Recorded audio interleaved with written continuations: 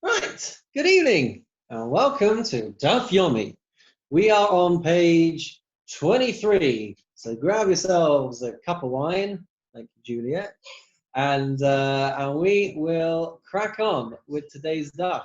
It's actually really fascinating because currently in the Daf, one second Shira, is there any possibility to close the door there and then that way, would you mind? I'm so sorry. So we are currently in the topics of Hanukkah. A couple of days ago, we started learning the sugyas in the Gemara that talk about Hanukkah, and that is because it comes in the chapter of Shabbos known as Bame Madlikin, which, for those who remember the days when we used to go to shul, is the chapter of Mishnah that we would say on a Friday night. And we are now studying the Gemara associated with those Mishnayot. So we'll be familiar somewhat with the texts, I'm sure, in terms of the Mishnah, the types of wicks and the types of oils that we can use for lighting Shabbos candles.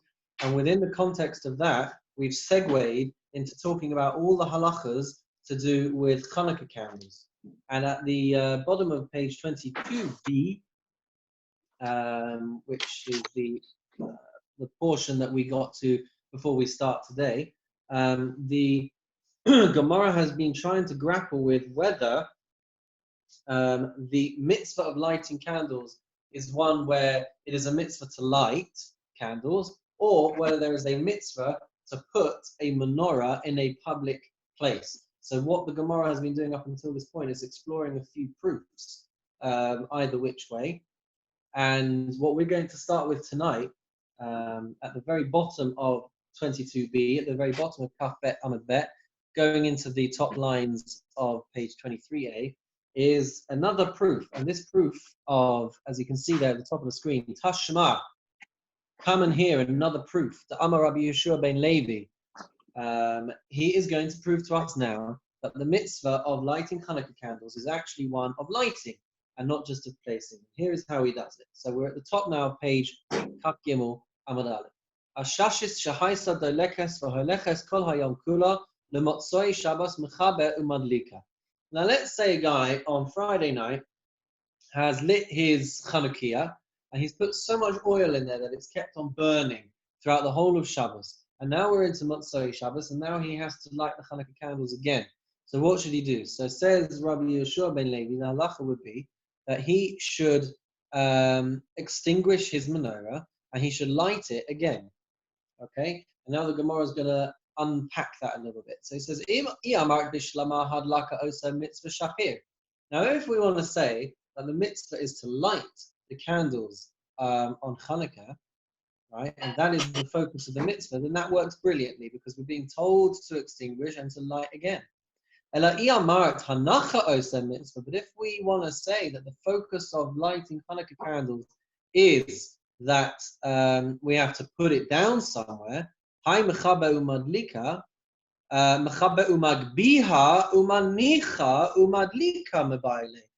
really the process that we need to be doing over here is extinguishing the candles, lighting the candles, extinguishing the candles, lifting up the menorah, putting it back down again, and then lighting it. And in so doing, we would be doing the focus of the mitzvah of placing the menorah down. So what we're trying to show and demonstrate, therefore, is that actually the mitzvah must be lighting the candles and not just putting the menorah down in a public place where everybody could see it. Va'od, furthermore, says the Gemara, from the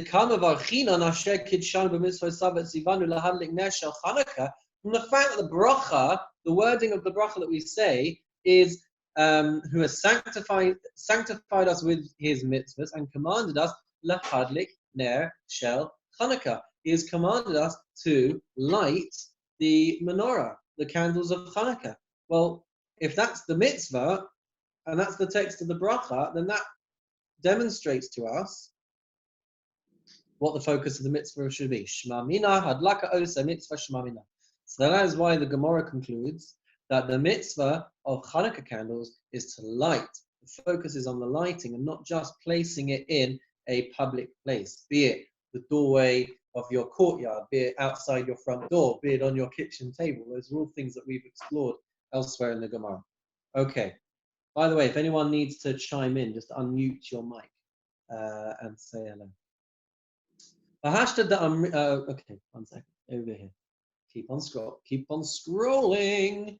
V'hashta da amrinan haloke otsa mitzvah. Now that we've said that the mitzvah, the focus of the mitzvah is lighting, hadleika cheresh shota v'katan lo asa v'lo klum. So if the focus then, the mitzvah is to light candles, then we would be concluding, therefore, that someone who is a deaf mute, or somebody who is lacking the mental capacity and the mental awareness to be able to know what they're doing when they're performing mitzvah, or a katan, someone who's under the age of bar mitzvah, lo asav lo klum, their mitzvah would not be accomplished, essentially, and that's something that we see in a lot of instances where mitzvah performed by these groups of people do not count, whatever it means to not count. Okay, but usually what we also do is we bundle women into these categories, because often women don't have to do time-bound mitzvahs, and lighting Hanukkah candles is a time-bound mitzvah. So the women are left out of this category over here, and the Gemara is going to tell us why. Isha vadai madlika. Women for sure have to light Hanukkah candles. The Amar Rabbi Yehoshua ben Levi, Nashim chayavos b'ner Hanukkah she'ef hein hayu ba'oso hanes. According to Rabbi Yehoshua ben Levi, women are obligated in lighting Hanukkah candles because they too were included in the miracle of Hanukkah. Rashi explains to us that at this time, at this period of time, women who were to be married would have been forced to cohabit with the governor or the leaders of maybe the battalions, or maybe whoever it was that was overseeing these areas. Women would have been forced to do things that they wouldn't otherwise have wanted to do. And also we see that the miracle of Hanukkah was brought about by Yehudis. So for that reason, women are considered to be a real major player in the bringing about of the miracle of Hanukkah. And therefore, they too are obligated and chayav to light Hanukkah candles. We are at the 2 dots if you're following inside the page, and we are over here if you're following on the screen. Says the Gemara, Amar Rav Sheishes, Ach Sanai chayav b'ner Hanukkah. If you're a guest in someone's house, you are still chayav in lighting candles, according to Rav Sheishes. Amar Rabbi Zera mireish ki havina beirav. Rabbi Zera says, at first when I used to go to Rav's house, nishtatfana b'prite b'hadei ushpiza. What I would do, maybe not in Rav's house, but when I was visiting Rav's area, is if I was being hosted at someone's house, I would give some money to the host, and in so doing, I would acquire a partnership in being able to fulfill the mitzvah with the head of the household. Basar de Nasivi, Itasa, Amina, Hashta Vadai Lot Sarichna, de Kamadlike Alai Begobisai. But after I got married and I had my wife at home, so even if I was traveling and I was on the road and I was being put up for hospitality in a person's house, so I wouldn't do this. And actually, my wife would fulfill the mitzvah on my behalf by lighting that, which is interesting because this is all relevant to Hanukkah nowadays, even though we are now nowhere near Hanukkah. Halavai, we should be back at Hanukkah again, given the current climate. But anyway, L'chaim, Juliet. Amar Rabbi Yehoshua ben Levi, Kol hashmanim kulan yafin lener v'shemen zayis min hamuvcha. Rabbi Yehoshua ben Levi says all oils are good for lighting Hanukkah candles, but shemen zayis, olive oil, is the best and is the preferred choice. Amar Abai mireish hava mahada mashcha d'shimshini. Abai says at first, Mar, who in this case is Rabbah, so Rabbah would always try and find sesame oil to light his Hanukkah candles, Amar hai mashich nahare tfei, because it was longer lasting, and it would therefore be his preferred choice of oil. Kevan d'shama la lahad Rabbi Yehoshua ben Levi, but once he heard this teaching of Rabbi Yehoshua ben Levi, mahada amashcha d'zeisa, immediately went and started using olive oil, Amahait Salil Nahuretve, because he said it provides a clearer, purer flame. And that is why he immediately changed his practice on account of Rabbi Yehoshua ben Levi's teaching. We have another teaching from Rabbi Yehoshua ben Levi. Rabbi Yehoshua ben Levi, Kol hashmanim yafin l'dio v'shemen zayis min hamuvcha. All oils are good for making ink, but olive oil is the best. Well, the Gemara wishes to understand this a little clearer, so asks the question: Legabel or la'ashem? What do you mean olive oil works the best? Do you mean that olive oil helps to break up the clumps of the and the way they used to make ink is that it would be made into a kind of dense powder, and then you would mix it in with a liquid of some description, and in so doing you would be left with an inky residue that you could use for writing. So do you mean that olive oil is the best thing to use to stir it up and to break down the powder and to turn it into a liquid oil? Or la'ashen? Or do you mean that the smoke that comes about from olive oil is the best thing to be used for the powdery substance that you then turn into ink? So that's the question of the Gemara. Tashma, come in here. Tani Rav Shmuel. Yes, okay, I'm still good on the page. Tani Rav Shmuel Bar Zutra, Kol Hashmani Yafin L'Diov Shem Zayis Min Amucha Bein Legaba Bein La'ashem. According to Rav Shmuel Bar Zutra, olive oil is the best thing to use, whether you are breaking it down to turn into the liquid or whether you are smoking it up to create the powder mixture. Either way, olive oil is a really good thing to use. Rav Shmuel Bar Zutra Matni Hachi Kol Hashanim Yafin L'Diov Shem Zayis Min Amucha. He teaches it in the following way. All ha'ashanim, all ashes, all powders are good for ink, but shemen zayis, but the powdery, smoky residue from olive oil is the best. Amar Rav Huna, kol hasrafin yafin l'dio. All saps, is it translated as sap there? Well, we don't know because I need to scroll down. All saps are good for the ink, for strengthening the ink, as we see there. The saraf kataf yafin mikulam, but balsam sap is the best of all. So now the Gemara continues, talking about the brachas for lighting the Chanukah candles. Amar Rabbi Chia bar Ashi Amar Rav, Amadlik ner shel Chanukah tzarich levarich. One who lights the candles of Chanukah needs to make a bracha. Rav Yirmiyah Omar, Rav Yirmiyah says, Haro'eh ner shel Chanukah tzarich levarich. He takes it one step further. One who sees, let's say you're just walking down the street and you see somebody's Chanukah candles on the side of the pavement or in the window or whatever it is you're seeing them, you also have to make a bracha. Okay? Amar Rav Yehuda says, Yom Rishon haro'eh mevarich shtayim umadlik mevarich shalosh. On the first day of Chanukah, a person seeing the Chanukah candles would say 2 brachas, and a person lighting the Chanukah candles would make 3 brachas. Mikan ve'elech madlik mevarich shtayim v'ro'eh mevarich achas.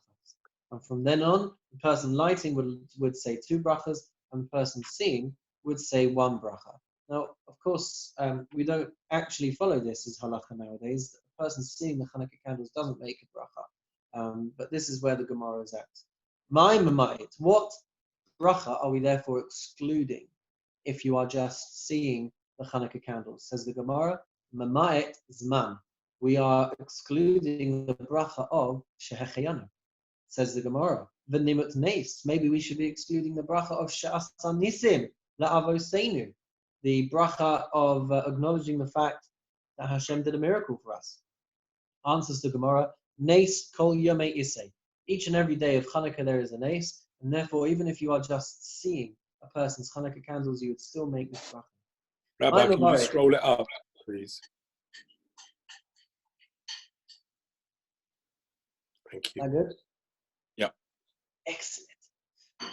My apologies. My Mavarech, what is the text of the bracha that we say?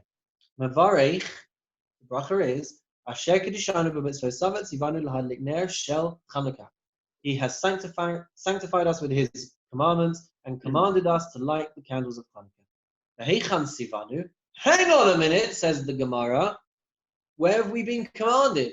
Chanukah didn't happen until hundreds, thousands, no, hundreds at the very least of years after the text of the Torah was completed. There's no mitzvah in the Torah to light Hanukkah candles. So what do you mean we've been commanded? We've not been commanded because the Hanukkah story happens after the 5 books of Moses. So we have to understand that we are being commanded on a rabbinic level, but what we're going to see is that being commanded on a rabbinic level is just as important or is akin to being commanded at a biblical level. So says the Gemara, Rav Avaya Amar, Milot Tasur. There is a mitzvah in the Torah, there's a commandment in the Torah to not turn aside, not even to the left and not even to the right. And so if we're not supposed to turn from what we are being told, then that would mean that listening to the rabbis who tell us to light Hanukkah candles means that we can validly say that we have been commanded by God. Because we've just been commanded via the sages. Rav Nechemia Omar, Shoel avicha v'yagedcha, ask your fathers and they will show you. Zekeinecha v'yomru lach, and your elders and they will tell you. So here again, emphasizing again that we have to listen to the instructions of our sages. Okie dokie. And now we have a problem. Massive Rav Amram brings a proof against this. Hadamai ma'arvin bo, umishtatfin bo, umavarchin alav, umazamnim alav, umafrishin also aram uvein hashmashas. Rav Amram says we've got this thing called damai. Damai is produce that we're not entirely certain if it has been tithed appropriately, and therefore there are all kinds of rules associated with buying such produce. It could be that the person that we're buying from is suspect of not being, shall we say, on the level or frum enough to be tithing his produce correctly. So it has this kind of limbo status. But nonetheless, Rav Amram says we have a teaching that says that this doubtful produce can be used for an Eruv. It can be used to merge houses together into creating an Eruv Chatzeirot, to be able to carry between within an alleyway. Umavarchin alav, and we can make a bracha before we eat it and after we eat it. Umazamnin alav, and we can make a zimun over it. Umafrishin also arum uvein hashmashas, and we can separate this produce, even if it's Friday after sunset, and even if a person is unclothed when they are doing it. Now, normally, when you tithe produce, you have to say a bracha, right? So hang on a minute. What we're going to be saying over here is that we can separate this doubtful produce, but what about the bracha? Yeah? How can you make a bracha if you are undressed, or if you are naked? Because usually we would say that you can't. So that's the basis for his argument at this point. The amart kol midrabanan by bracha. If you want to say that all rabbinic instructions require a bracha, which is what we've been saying for the lighting of the Hanukkah candles, how could a person who is naked possibly say a bracha on separating this doubtful produce? We have a principle that we have to have our encampments as holy, meaning we have to be dressed appropriately when we make a bracha to preserve the sanctity of our lives and the appropriateness and respect when we are saying Hashem's name. But we don't have that here because we're clearly being told that you can do this without needing to wear clothes. Amar Abaye, Vadai divrehim by bracha, anything that is for sure a definitive mitzvah at a rabbinic level, so a blessing, a bracha, is required. Safek the divrehem lo by bracha. But when it comes to this doubtful area, this grey area, so blessing is not required. If we are suspect as to whether the produce has been taken as tithed already, and possibly it has been tithed, so therefore bracha is not required, which is why when they separate it, they could even be undressed to be able to do that. V'ha yom tov sheni, the safek divreihem hu by bracha. Well, what about the second day of Yom Tov, right? Where it's also a safek, it's also a doubt as to whether it's Yom Tov or not, and yet even though it's a rabbinic requirement, we still need to make a bracha. The Gemara answers,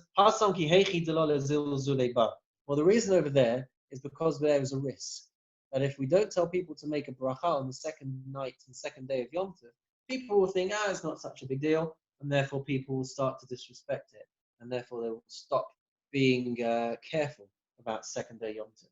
Rava says a different answer.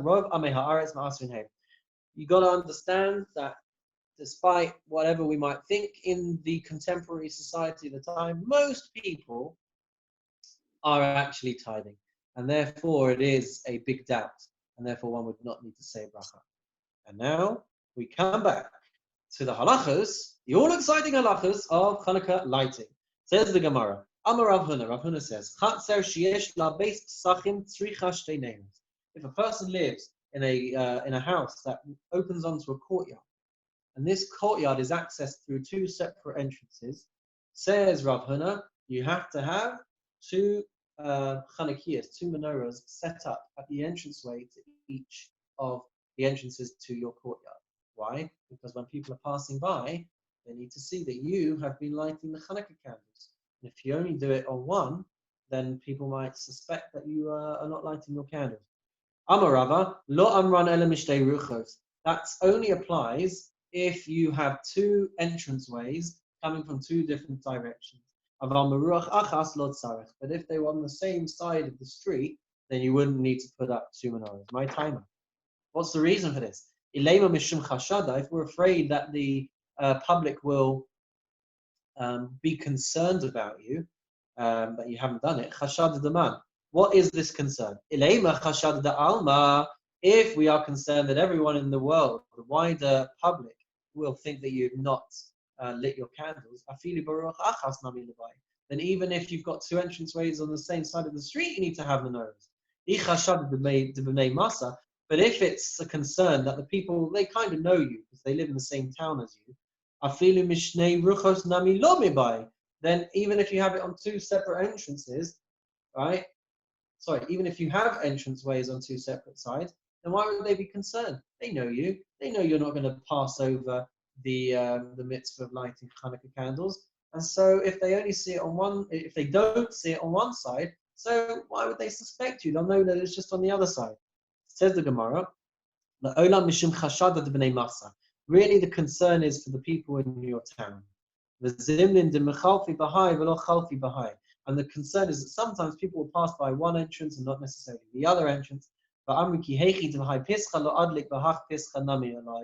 they'll say, well, he's not lit on this side, chances are he's not lit on the other side as well. And so to avoid any possible suspicion, the instruction from Rav Huna and from Rava is that you have to light Hanukkah candles on both sides of your courtyard.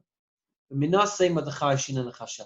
the Gemara asks, how do we know that we have to be concerned about this suspicion? The Tanya Amar Rabbi Shimon, there's another teaching, there's another baraisa.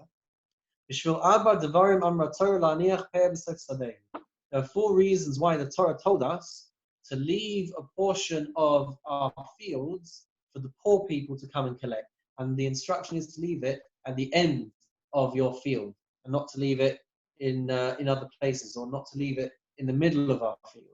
Okay, and what we're going to see is that chashad, this suspicion, features in this teaching as well. So the four reasons that it gives is mipnei gezer aniyim, because we could end up stealing from the poor. How would we end up stealing from the poor? We are going to see that. I'm really sorry, I've not been scrolling down over here.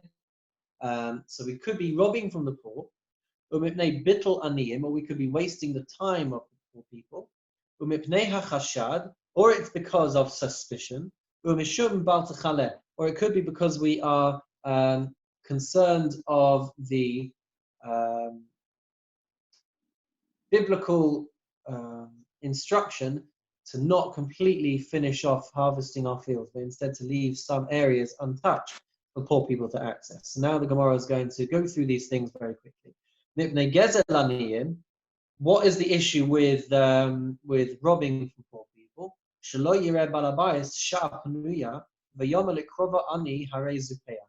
The concern is that a field owner will wait for an opportune time to instruct his favorite poor people to come and collect the payer that he is leaving. And so therefore, there's supposed to be one set time to leave your payer, and that way it gives equal access for all poor people to come and take this payer. But if you pick and choose when you're going to leave the payer, then the concern is that you'll be robbing from poor people who would otherwise have had access. We turn the page now to page 23b. Okay, what about this reason of wasting the poor person's time? The concern is that people will just be sitting and waiting, thinking, oh, now he's going to set it aside. Oh, now he's going to set it aside. Oh, now he's going to set it aside. But if they know that it's going to be a defined area at the end of his harvest, then they know when to come. What's the reason of suspicion? Because there's a concern that people will pass by the field, they'll see that he's not leaving any produce for poor people, and he'll put a curse on the field owner for not having left an area for poor people. And the problem, the problem of Bal Techale, completely finishing off your field, surely all of these reasons are included or subject to this one reason of that we're not allowed to leave it completely bare. Rava says that the meaning of Bal Techale is to prevent liars and cheaters, saying that they actually left the payer earlier. So the reason why we have to leave it till the end is to prevent anybody from being able to say that they've already done it. Okay, now we come back to the laws of Chanukah once again. Amar Rav Yitzchak bar Radifa, Amar Rav Huna. Rav Yitzchak bar Radifa said in the name of Huna, Ner sheyesh la shnei pios ola lebeis bnei adam, that you could have one candle utensil where it's got two openings to it, and in so doing, two people could fulfill the mitzvah of lighting Hanukkah candles by having one end for one person, one end for the other person. Amarava mile ka'ara shenen, you could fill a dish with oil, the kifa psilas, and you could put wicks all around it. Kafa alav kli kafa ala aleha kli ola lekama bnei adam, and then by covering it with a lid with multiple openings, you could actually have multiple people fulfilling the mitzvah of the Hanukkah lights. Lo kafa ala kli asa kamin gadol. But if you didn't have a lid over this utensil, then you'd have a problem, because then what you're lighting really is a torch or a furnace, or it translates here as a bonfire. So that is not a suitable solution for lighting your Hanukkah candles. And so according to Rava, even if one person was lighting this big dish with lots of candles inside it, even one person wouldn't fulfill the mitzvah of Hanukkah lights, which is why we have Hanukkah with its separate components for each candle, and it's one per person or one per family, whatever it might be, and in so doing we don't run into this complication. Says the Gemara, Amar Rava, Shita li ner beisov, and this is amazing stuff, okay, this is nice and juicy. Amar Rava, maybe we'll make this audience participation. Shita li, it's obvious to me, ner beisov, ner Chanukah, right? If I have enough money to afford lighting Shabbos candles or lighting Hanukkah candles, which one would we intuitively say is the priority? Shabbos. Thank you, Jeff. Is that because you read ahead, or is that because that was your intuition? Says the Gemara, Ner Beso Adif, light candles for the house, meaning Shabbat candles. That is the priority. Why? How beautiful. Mishum Shalom Beso, because of Shalom Bayis.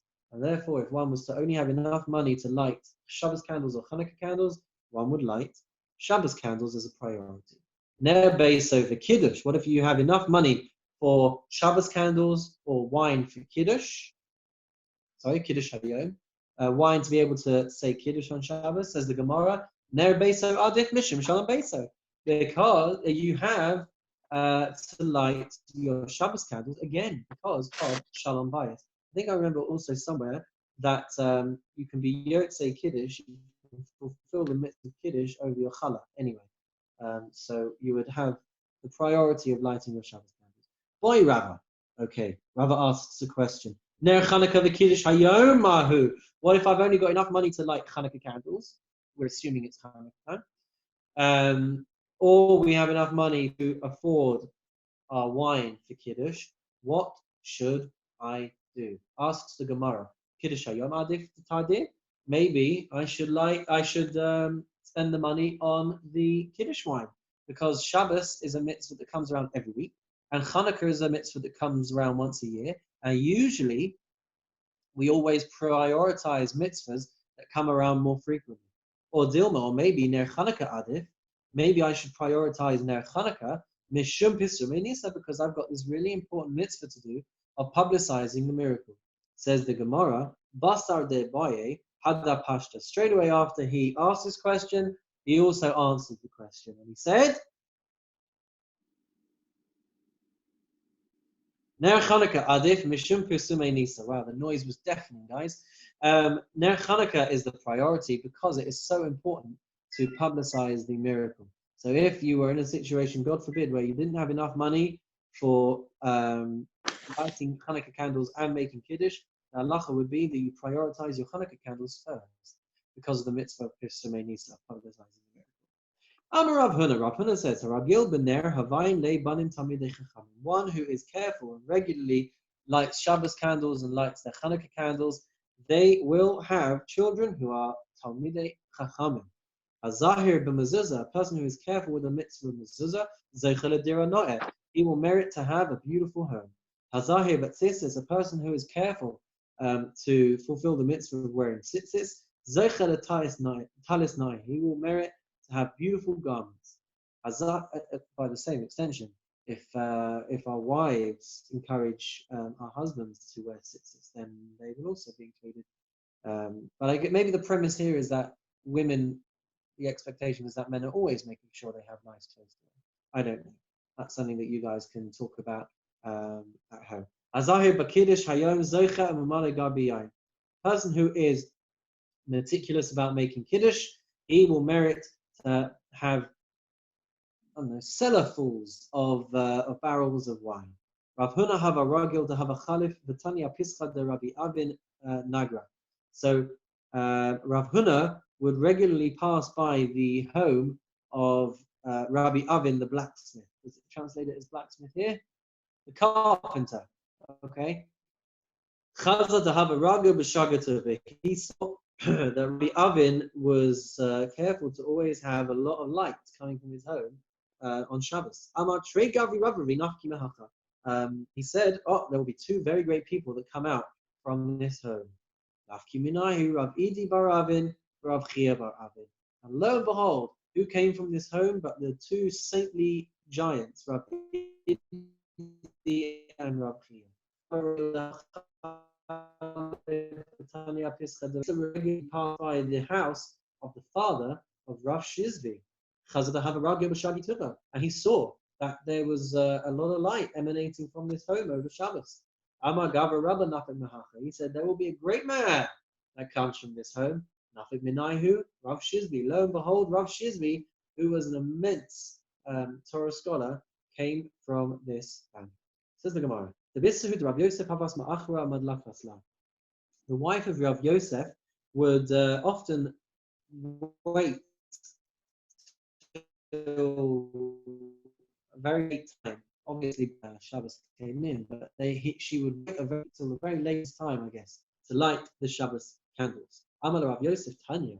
Rav Yosef says that we've got a brayso that teaches Lo Yamish Amud Ha'anan Yomam Va'amud Ha'esh Laila. That the pillar of cloud by day, the pillar of fire by night, would part before the people. Melamed she'amud anan mashlim la'amud ha'esh. This teaches that there would be an overlap of the cloud before the fire would come in, the pillar of fire. We're talking about in the Jews in the desert being guided by Akash Baruch Hu. So there was an overlap of time the cloud would be would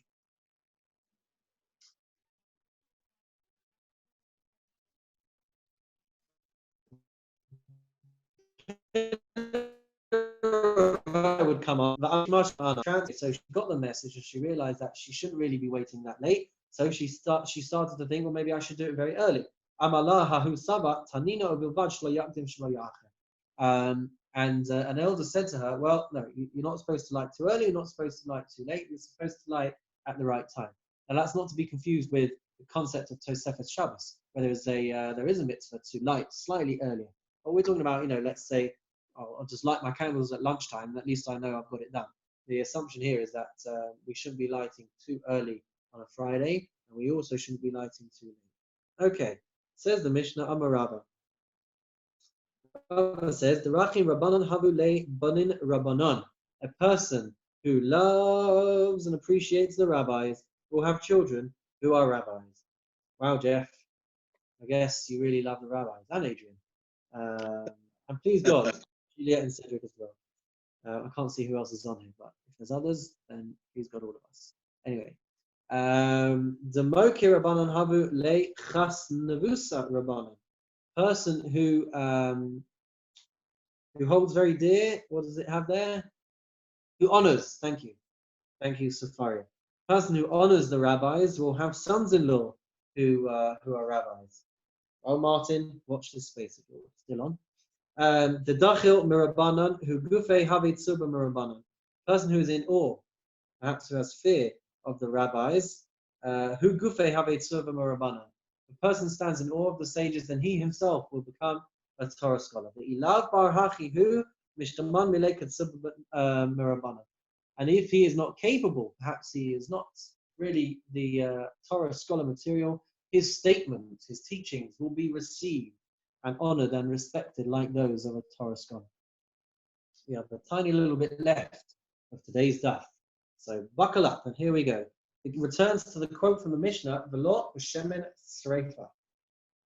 We are not supposed to use burnt oil for lighting our Shabbos candle. So we seem to have finished now, I think, with the pieces about Hanukkah, and we are back to normal programming. My shemen sreifa, what is burnt oil? Asks the Gemara. Amarabba, shemen shel teruma shenitma'a. Rabba says this is referring to the oil of teruma that has become contaminated and is impure, and it is no longer fit for eating, but it is fit for fuel. So that is the oil that we're being told we should not use for candle lighting. But amai karula shemen sreifa. Why is it called burnt oil? Oil v'lisrifa omed, because it is poised and ready to be burnt, and therefore it gets that name. Okay, Shabbos my time Allah. Why am I not allowed to use this on Shabbos then? I'm allowed to benefit from contaminated teruma oil, so why can't I use it for my Shabbos candles? Asks the Gemara. The Gemara answers, Mitoch shemitzvah alav levara. There is a commandment that you have to burn it. You have to destroy it. Okay, but if you use it for your Shabbos candles, gezerah shema yate, maybe you'll think, oh my gosh, there's a bit that's not really burning. So I know what I'll do. I'll tilt it a little bit to make it burn a bit better.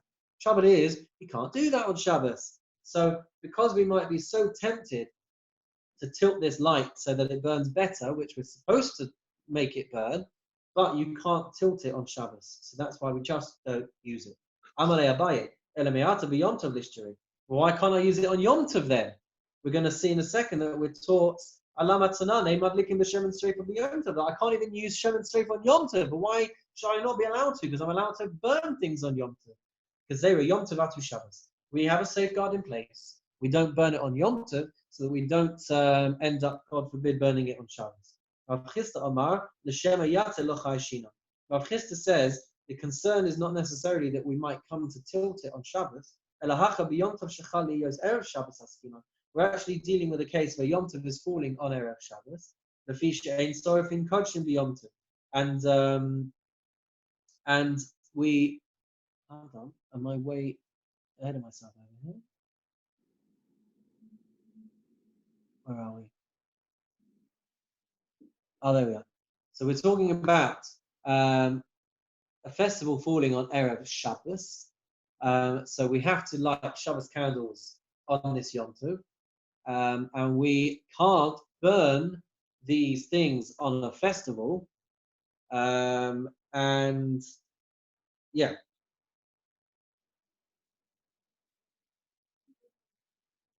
And so the extension is that we can't light the Shabbos candles with this burnt oil because we can't burn consecrated items. We can't burn kodshim on Yom Tov. And so the extension, the safeguard is in place so that we don't end up doing the wrong thing in that regard.